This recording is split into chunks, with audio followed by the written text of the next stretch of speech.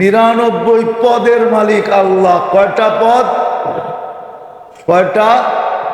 99টা পদের মালিক আল্লাহ।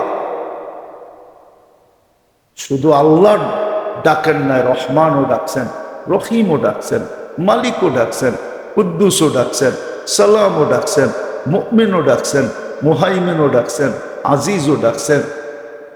আজিজুল জাবির মুতাকাব্বিরুল খালিকুল বারিউল মুসাব্বিরুল গফফারুল কহারুল ওয়াহ্হাবুর রাজ্জাকুল ফাত্তাহুল আলিমুল কাবিদুল বাসিতুল খাফিদুর রাফিউল মুইসুল মুদিল্লুস সামিউল বাসিরুল হাকামুল আদলুল লতীফুল খবীরুল হালিমুল আযীমুল গফুরুশ শাকুরুল আলিকুল কবীরুল হাফিজুল মুকিতুল হাসিবুল জলিলুল করিমুর রকিবুল মুজিবুল ওয়াসি আল হাকিমুল ওয়াদুদুল মজিদুল বাঈতুশ শাহীদুল হকুল وقيل القبيض المتين الولي الحميد الموصي المبدي المعيد المحيي المميت الحي القيوم الواجد الماجد الواحد الأحد الصمد القادر المقتدر المقدم المؤخر الأول والآخر الظاهر والباطن الوالي المتوالي البر التواب المنتقم العفو الرؤوف مالك الملك ذا الجلال والإكرام المقسط والجامع والغني والمغني المانع الضار النافع النور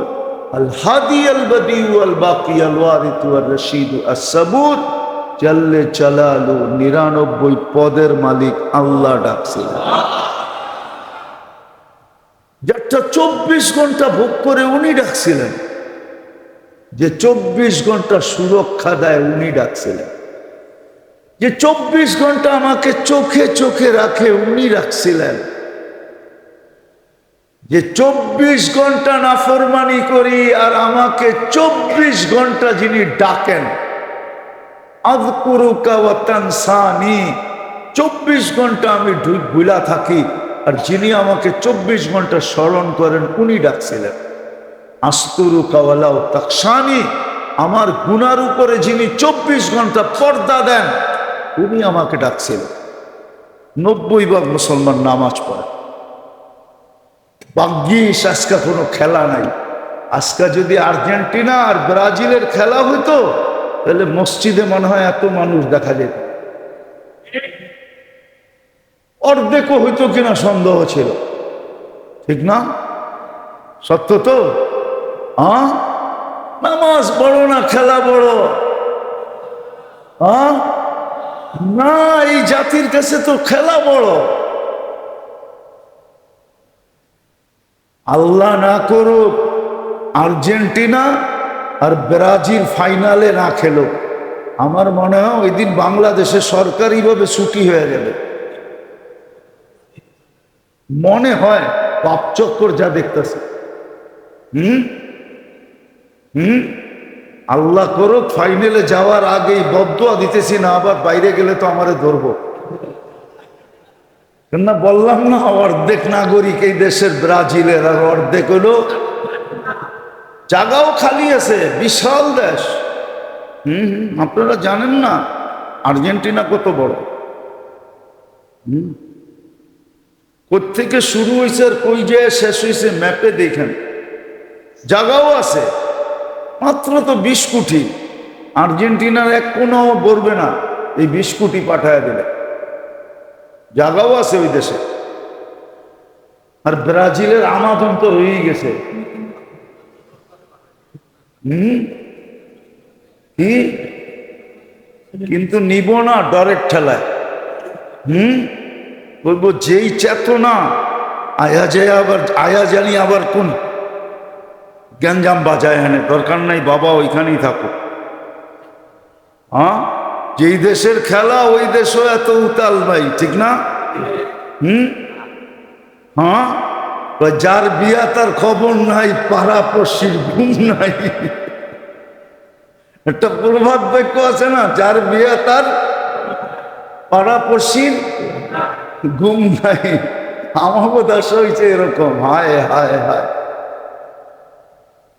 আমি হাসি, আমার মন চায় চিৎকার দিয়া কাঁদি। আল্লাহ কোন জাতির ভিতরে আসলাম, না জানি কোন আযাব চলে আস, না জানি ধৈর্যের ভাব ভেঙে যায়। না জানি এই দেশে কোন আযাব আল্লাহ নিয়ে আসে। আমরা তো চিৎকার দিতেছি, দায়িত্ব বিদায় চিৎকার দিতেছি, নাহলে চিৎকার দেওয়ার দরকার ছিল। একা জান হইলে চিৎকার দিতাম না, কিন্তু আশেপাশেও তো কেউ আছে, এই জন্য চিৎকার দিতেছি। কোন আযাব জানি কখন চলে আসে। আল্লাহ আমাদেরকে হেফাজত করুক। তো যেটা বলতেছিলাম, মুহররম এক তো মাসের দিক দিয়া হারাম মাসের সর্বশেষ মাস, দ্বিতীয় হলো আশুরা, তৃতীয় হলো জুমা। উচিত ছিল অনেক কিছু, উচিত ছিল অনেক কিছু, উচিত ছিল কালকে সূর্য উঠার থেকে। জানি না রোজা রাখা হয়েছে কি হয় নাই, এটা নিয়ে এত বলবো না। নফল রোজা না রাখলেও চলবে, কিন্তু মাপ চাওয়া হইল কি হইল না, দোয়া করা হইল কি হইল না, আল্লাহর কাছে হাত উঠানো হইল কি হইল না। আজকের দিনটা যে পরিবার পরিজন গরিব গোরাবার উপরে দান খয়রাত এক বৎসরের বরকত নেওয়ার জন্য খোলা হাতে যতটুক সাধ্য অতটুক করা হইল কি হইল না, তাও তো জানি হইল।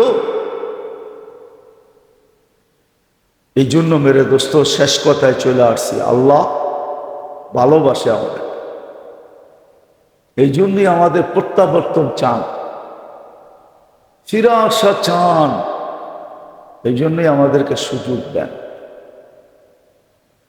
জিন্দেগি পাওয়াই একটা সুযোগ, কাজে লাগান, ফিরে আসেন, নবীর শিক্ষা সুন্নতের উপরে আসেন, ছাড়েন এই আধুনিকতা, ছাড়েন। মান তাশাব্বাহা বিকওমিন ফাহুয়া মিনহুম, সুস্পষ্ট আল্লাহর সিদ্ধান্ত, যে যার পিছে চলবে সে তার ভিতরে গণ্য হবে। আর কোরআন এটাও বলে তাদের পিছে পিছেই কিয়ামতের দিন আসতে হবে। নাইলে ওমর রাদিয়াল্লাহু তাআলা আনহু দাঁড়ায় সেলুট দিতেন না। এক গ্রাম্য সাহাবীকে গত জুমায় মনে হয় শুনাইছিলাম, গ্রাম্য সাহাবীকে দেখলেই দাঁড়ায় যাইতেন, অথচ 4 মহাদেশের যিনি রাজা আমিরুল মুমিনিন ওমর ইবনুল খাত্তাব রাদিয়াল্লাহু তাআলা আনহু, উনি যিনি আল্লাহ রসুলের পাশে এখনো ঘুমায় আছে, উনি যখনই ওই গ্রাম্য বৃদ্ধকে দেখতেন তো সেলুট দিতেন, সেলুট। সবাই জিজ্ঞাসা করতো, আপনি এত সমীহা করেন কেন, এত শ্রদ্ধা এত ভক্তি কেন করেন? তুই জানিস না কেন করি? আল্লাহর রসুল বলছে কিয়ামতের দিন তোর হাত আমার হাতের ভিতরে হবে, আর আমি তোকে হাতে ধরে এটা দেখায় দিই। বলছে যার হাত আল্লাহ রসুলের হাতের ভিতরে কিয়ামতের দিন হয়, ওর চিন্তা কিসে? এই ব্যক্তিকে আল্লাহ রসুল বলছে। কেননা ও এসা 3টা কথা জিজ্ঞাসা করছিল আল্লাহ রসুলকে, যে আপনার সব পছন্দ হয় কিন্তু 3-4টা কথা পছন্দ হয় না। আল্লাহ রসুল বলছে কি পছন্দ হয় না? বলছে আপনি বলেন পুরো আরব আপনার কলেমা পড়বে, আপনি তো মক্কা ছেড়া মদিনা চলে আসছেন,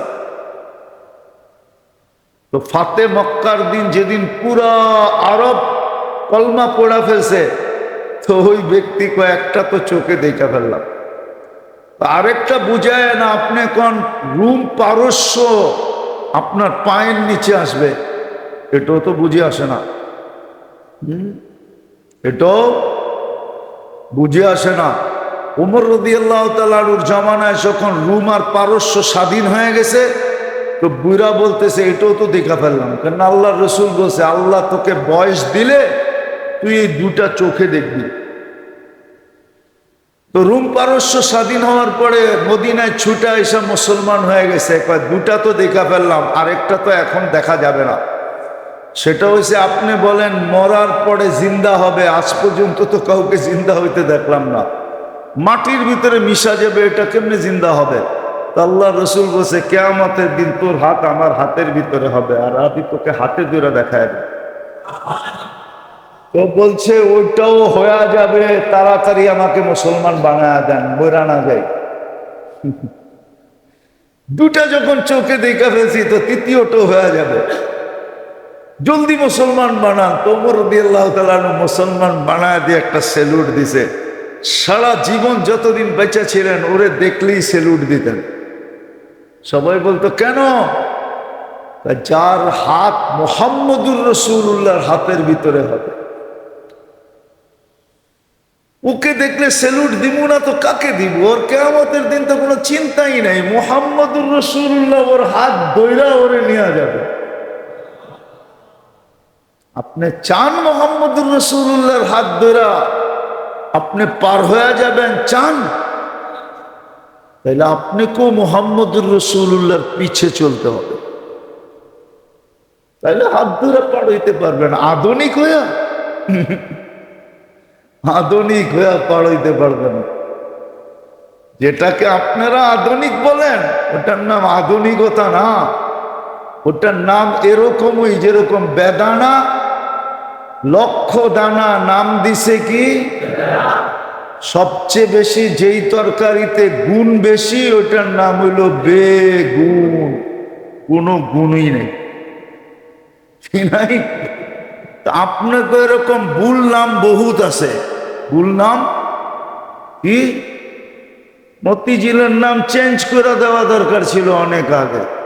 না ঝিল আছে না মতি আছে, মতিও নাই। আরে মতি চিনেন? মতি কি? মুক্তা, মুক্তা, মুক্তাও নাই, ঝিলও নাই, নাম কি? খালও নাই, নাম দিয়া তুইছে দোলাই খাল। হ্যাঁ, বাজারও নাই, ধানও বিক্রি হয় না, নাম দিয়া তুইছে কি? ধানমন্ডি। ধান মুন্ডি বোঝেন? উর্দুতে মুন্ডিরে বলে বাজার, বাজারে বলে মুন্ডি। সবজি মুন্ডি, সবজির বাজার। হ্যাঁ, আরে মুন্ডি কোন, মান্ডি কোন লাগবো না। মুন্ডি বোঝে না, মান্ডি করতে বুঝবো, পরে আবার মান্ডে বুঝে বয়ে থাকবো। তো যেটা বুঝাইতেছিলাম ওটা বোঝেন। এরকমই তো আধুনিক। আধুনিক বোঝেন কারে কয়? যেটার ভিতরে আধুনিকতার কিচ্ছু নাই ওটার নাম দিয়ে দিছে আধুনিক। জামাই শ্বশুর রে ঢেলা দেয়, শ্বশুর জামাই রে ঢেলা দেয়, ঠিক না? হ্যাঁ, সিগারেট আগায় দেয় জামাই শ্বশুর রে, শ্বশুর জামাই রে। আবার কয় ম্যাচটা আছে নাকি তোমার কাছে? এটার নাম বলে আধুনিক। এটার নাম রাস্তায় চলতে যায় শ্বশুর জামাই রে কয় কাটা হয় না, কাটা বাড়িতে হ, রাস্তাঘাটে হয়েও না, কাবাবের কাটা, ঠিক না? এটার নাম আধুনিক। হ্যাঁ, হায় হায় হায়, আধুনিকতা তো শিখাইলই মুহাম্মদুর রাসূলুল্লাহ। আল্লাহর রসুল আসার আগে তো দুনিয়ার নামই ছিল জাহেলিয়াত, কি? অজ্ঞতার যুগ। আধুনিকতা তো শিখাইলই মুহাম্মদুর রাসূলুল্লাহ সাল্লাল্লাহু আলাইহি ওয়াসাল্লাম। আপনি আধুনিক চিনেন কাকে বলে? আল্লাহ আমাদেরকে বুঝার তৌফিক দেন। ওমা আলাইনা ইল্লাল বালাগ।